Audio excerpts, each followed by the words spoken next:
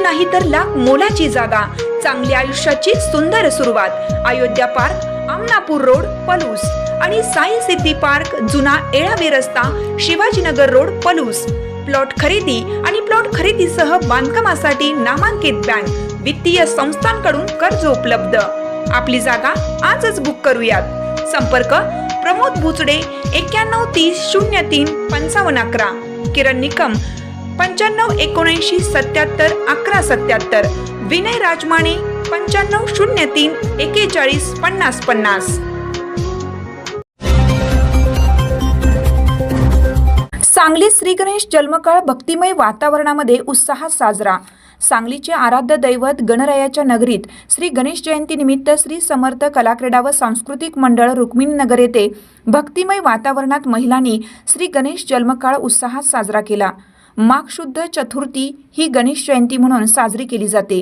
गणेश जयंतीला विनायक चतुर्थी असंही म्हटलं जातं।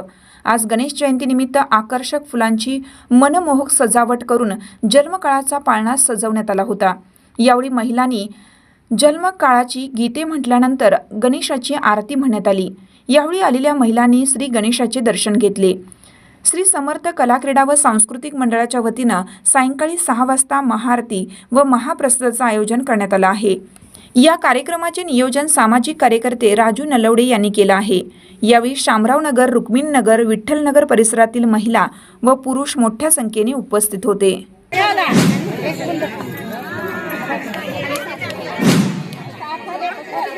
साखर बरोबर साखर वार्ता विघ्नाची गुरुवे पूर्वे प्रेम लंबोदर पीतांबर परिवारेश्वरा सर्वदा पार शेषा परिवारा। श्री स्वामी समर्थ सांस्कृतिक कला क्रीडा मंडळ व नवदुर्गा मंडळ यातर्फे सालाबादाप्रमाणे यावर्षी सुद्धा श्री गणेश जन्मकाळ मोठ्या उत्साहाने साजरा करण्यात आला आहे।